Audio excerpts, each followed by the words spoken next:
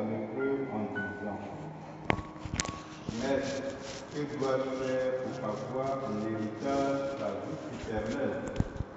Jésus lui demanda: Dans la loi, qu'y a-t-il d'écrit? Et comment dis-tu? L'autre répondit: Tu aimeras le Seigneur ton Dieu de tout ton cœur, de toute ton âme, de toute ta force et de toute ton intelligence, et ton prochain comme toi-même. Jésus dit: Tu as répondu correctement.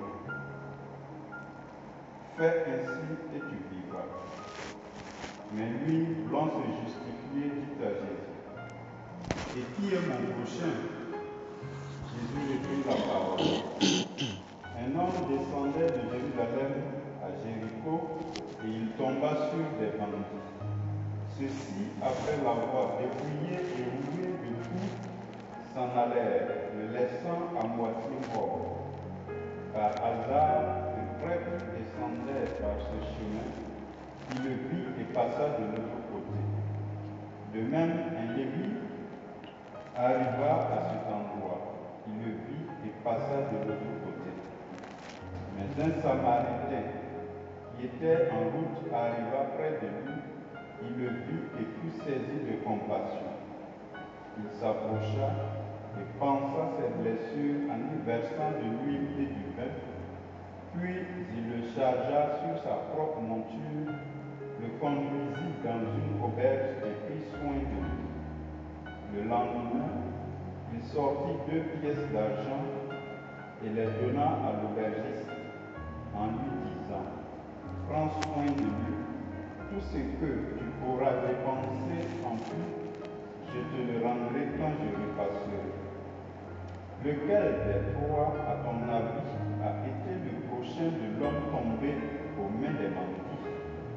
Le docteur de la loi répondit: Celui qui a fait preuve de pitié envers lui. Jésus lui dit: Va et toi aussi, fais de même. Acclamons la parole de Dieu. Alléluia, Alléluia. Alléluia, Alléluia. Alléluia, Alléluia. Alléluia, Alléluia.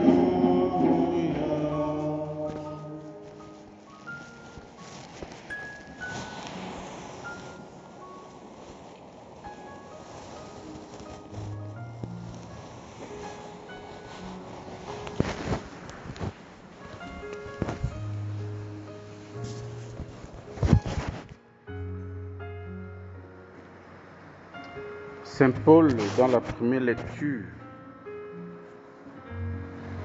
met en lumière l'intangibilité de l'Évangile.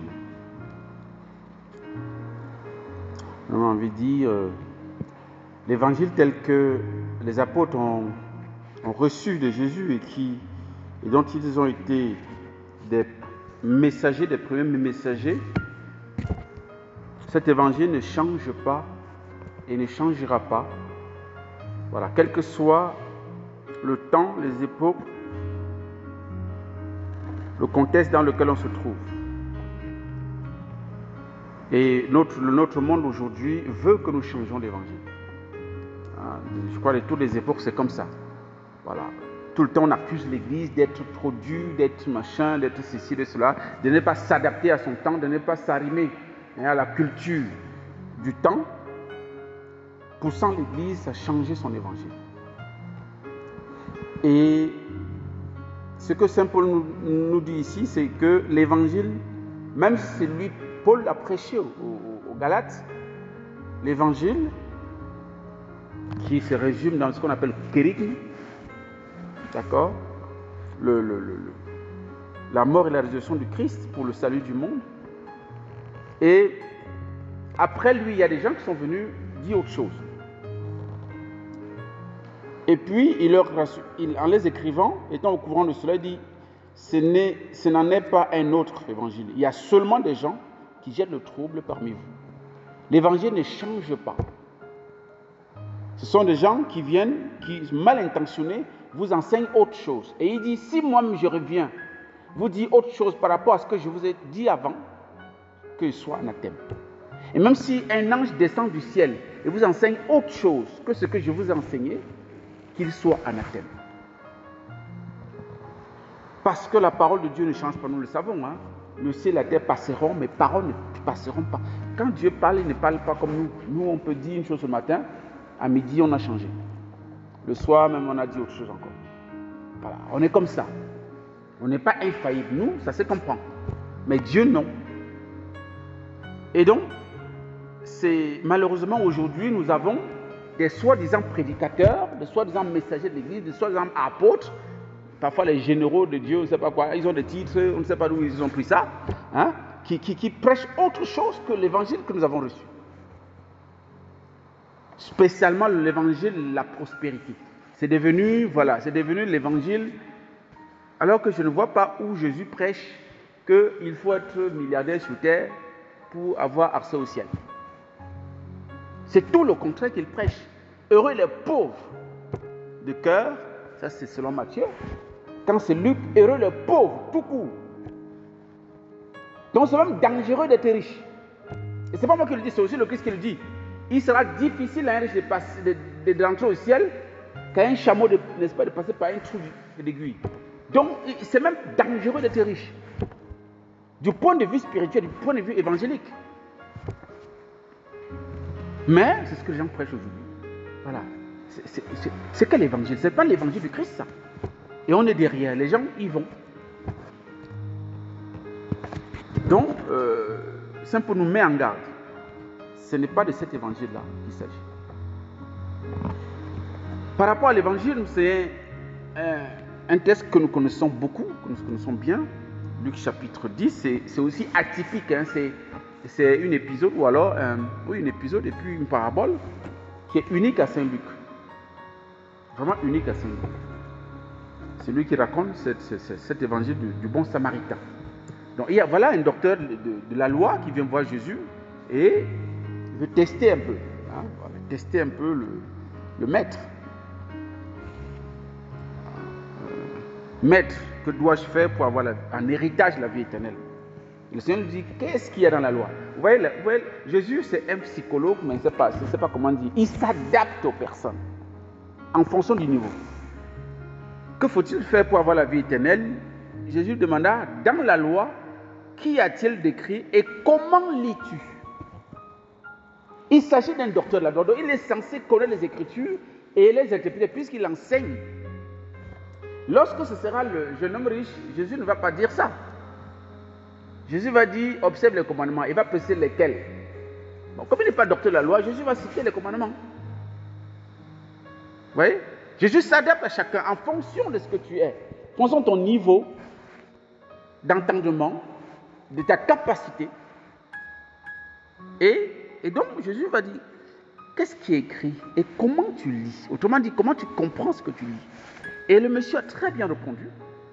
Il a super bien répondu. Tu aimeras le Seigneur ton Dieu de tout ton cœur, de toute ton âme, de toute ta force et de toute ton intelligence, et ton prochain comme toi-même. C'est super. Et Jésus lui dit, tu as répondu correctement. Fais ainsi et tu vivras.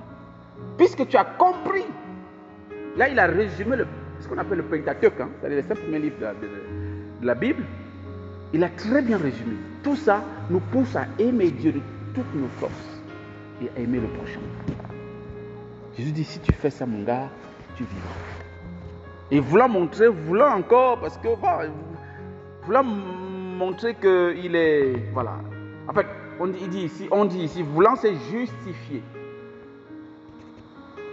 Voulant se justifier, il pose la question à Jésus, mais et qui est mon prochain? Et c'est important parce que pour les Juifs, il faut surtout aimer le Juif, quoi, celui qui fait partie du peuple élu. Bon, les autres sont les goïms. Donc, il y a moins, voilà, on ne doit pas leur accorder la même importance qu'à son frère juif ou à sa soeur juive. Qui est mon prochain?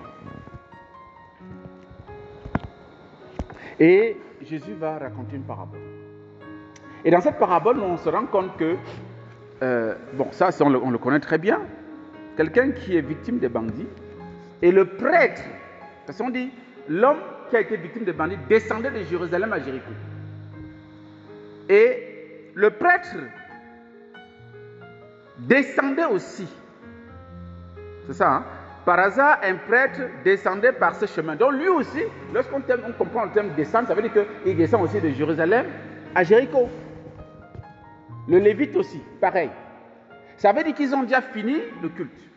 Parce que souvent, on comprend souvent en disant non, ils n'ont pas voulu s'occuper du brigand, enfin, pardon, la victime des brigands, parce qu'ils allaient au culte, ils allaient au temple, officier. Mais là, non, ils ont fini d'officier. Ils ont fini d'enseigner le peuple, de faire des sacrifices, de faire ci, de faire ça. Donc, ils rentrent à la maison, si on peut dire, ou bien ils rentrent au village. Et sur la route de retour, il y a une victime des bandits. À distance, quand il voit le corps du gars sur le machin, le gars traverse la route. Il passe de l'autre côté. Ça, c'est le prêtre. Et puis, ensuite, le Lévite aussi, il arrive, il voit, il passe de l'autre côté. Jésus est malin, parce que vous savez, vous savez pourquoi il cite les prêtres d'abord, les Lévites? Mais parce que dans les 12 tribus d'Israël, il y a cette tribu qu'on appelle les Lévites. Eux, leur part, c'est le Seigneur. Ils n'ont pas de terre, ils n'ont rien. Ils vivent, bien sûr, de ce que les autres donnent, la dîme des autres. Et donc, leur fonction, c'est de s'occuper de Dieu, s'occuper des affaires de Dieu, du temple, de la loi, de l'enseignement, de la sanctification du peuple, des sacrifices et tout ça. C'est leur boulot. Ils sont imprégnés de Dieu, si on peut dire. Ils ont imprégné la parole de Dieu. Ils connaissent les Écritures, puisqu'ils prêchent même sans lire. Ils peuvent même lire même toutes des chapitres, n'est-ce pas, des mémoires. Ils connaissent la loi. Mais il y a connaître et faire. Et ce n'est pas la connaissance qui nous sauve, frères et sœurs. C'est le faire. C'est la concrétisation de ce que j'ai appris. Et donc le prêtre passe outre. Si on actualise aujourd'hui, c'est pareil. Hein. Bon, les prêtres sont les prêtres. Donc, voilà, les prêtres sont ceux qui sont des spécialistes d'enseignement. Ils ont fait plusieurs années au séminaire. Ils étudient, ils continuent. Voilà. Et puis, ils enseignent bien, en général. Mais concrètement, qu'est-ce qu'ils font? Les prêtres ne sont pas exempts de faire la charité, hein, d'aider quelqu'un dans le besoin, sur son chemin. Cette fois, on va dire que ce n'est pas seulement matériel, l'aide, bien sûr. Elle est aussi spirituelle et morale et beaucoup de choses. Mais voilà, mais ici, dans le cas d'espèce, c'est quelqu'un qui a besoin d'une aide matérielle, physique, concrète. Mais ne faites pas ça à côté. Les Lévites aujourd'hui peuvent représenter les consacrés, en général. Pareil, passe-outre. C'est le Samaritain. Le Samaritain pour le Juif, c'est un impie, c'est-à-dire il est considéré comme un étranger. C'est vraiment quelqu'un de, voilà, c'est quelqu'un qui est marginalisé. D'abord, les Juifs, pour quitter la Judée à la Galilée, doivent contourner la Samarie, ils ne doivent pas passer à la Samarie, parce que ces gens-là sont impurs. Ce sont des Juifs, mais qui sont mélangés avec les étrangers, donc ils se sont mariés, ils ont des enfants. Donc, du coup, on les a considérés comme les collabos, donc on ne les fréquente pas. C'est un Samaritain qui s'arrête pour aider cette victime des brigands. Et c'est un homme d'affaires. Vous savez ce qu'on dit en anglais, non? The time is the money. C'est ça, hein? C'est-à-dire que le temps, c'est l'argent.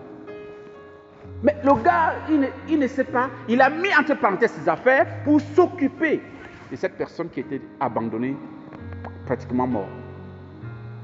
Alors que lui ne connaît pas la loi. Lui ne va pas au temple. Puisque les Samaritains, eux, comme les Juifs ont dit que non, le temple c'est pour eux et tout ça. Eux, ils se débrouillent là-bas, ils se prient sur une montagne. En fait, vous vous souvenez de la Samaritaine qui a posé la question à Jésus. Mais les Juifs disent que pour prier, il faut aller au temple et tout ça.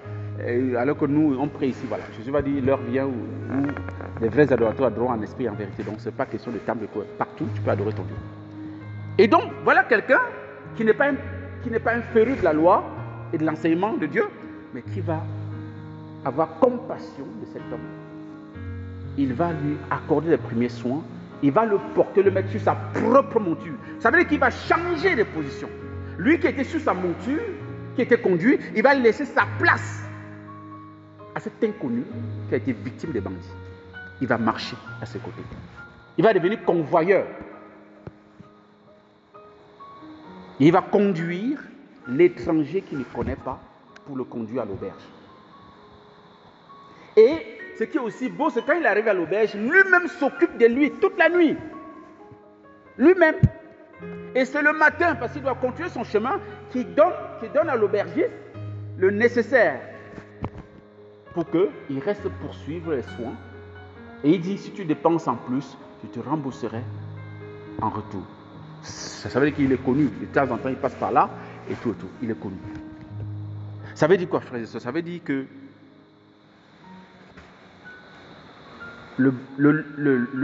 la victime des bandits ici, c'est nous. C'est l'humanité tout entière. Le Christ est le Samaritain qui est venu nous sauver. Parce que tous les hommes qu'il a envoyés pour aider l'homme à s'en sortir, ça n'a pas marché. Soit eux-mêmes étaient infidèles, ou bien le peuple était dur à entendre. Voilà, ça n'a rien donné. Lui-même est venu, le Samaritain. Il est venu s'occuper de nous. Il nous a portés, il nous a fait asseoir sur son trône. Et il nous a conduits à l'auberge. Et l'auberge ici symbolise l'église. Et les deux pièces qui donnent à l'église, qui donnent à l'aubergiste, symbolisent, à mon avis, symbolisent les sacrements et l'enseignement de l'église. La dimension de la sanctification de l'église et la dimension de l'enseignement de l'église. Qui sont là pour nous redonner vie, pour nous guérir, pour nous donner la nourriture nécessaire, pour que nous puissions parvenir au but. Ces deux pièces aussi symbolisent, à mon sens aussi, l'eau et le sang qui sont sortis du côté de Jésus et qui abreuvent l'église et qui la sanctifient, qui est la source d'eau vive qui nous régénère et qui nous sauve. Et Jésus, à la fin de cet évangile, va poser la question à ce docteur de la loi: lequel des trois, c'est-à-dire du prêtre, du lévite et du samaritain, a été le prochain de l'homme tombé aux mains des bandits? Et évidemment, le docteur de la loi répond: celui qui a fait preuve de pitié envers lui.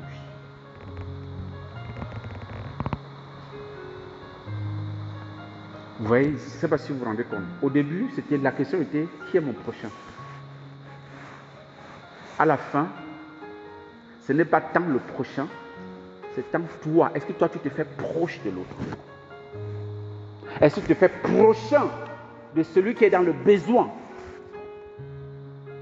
C'est toi qui dois être le prochain de tout homme, spécialement de ceux qui sont marginalisés, de tous ceux qui souffrent, de tous ceux qui sont des laissés pour compte, des abandonnés, des moribonds. Est-ce que nous nous faisons proches des pauvres, de ceux dont on ne s'occupe plus? Quand vous voyez Jésus dans Matthieu 25, il dit: lorsque je viendrai, le jour du jugement, je dirai: j'étais en prison, tu m'as visité. J'étais malade, tu m'as rendu visite. J'étais étranger, tu es venu à mon secours, tu m'as donné un abri. J'avais faim, tu m'as... Vous voyez que c'est toujours des personnes démunies qui représentent le Christ. Et le Christ nous dit ici: soyons proches de tous ceux qui sont marginalisés, tous ceux qui souffrent, tous ceux qui sont délaissés. C'est pourquoi l'Église a compris qu'on doit aimer, on doit faire la charité avec option préférentielle pour le pauvre. C'est à la lumière de ce que le Christ lui-même a fait. Il a laissé les anges qui n'avaient plus besoin de salut pour venir nous sauver, nous qui étions perdus, nous que le démon avait perdus. Nous devons avoir aujourd'hui, comme le Christ, cette attitude et obéir à cette parole qui dit au docteur de la loi: va et toi aussi fais de même. Fais de même, sois proche, sois le prochain de ceux que je mets sur ton chemin, qui ont besoin d'aide. Ne passe pas à côté, ne passe pas de l'autre côté de la route. Ne passe pas comme si tu ne l'as pas vu. Ne ferme pas les yeux, ne joue pas les aveugles. Fais ce que tu peux faire à ton niveau pour apporter de la miséricorde aux autres. Prends pitié. Et le maître mot, c'est la compassion. La compassion, c'est l'autre nom de la miséricorde. C'est quand tu as compassion que tu te penches. Et c'est ça qui a amené Jésus à se pencher, à s'incarner. Nous aussi, on doit, comme lui, nous incarner, nous abaisser vers le pauvre qui est à notre porte. Demandons cette grâce au cours de cette Eucharistie, que le Seigneur augmente en nous le don de la charité. Amen.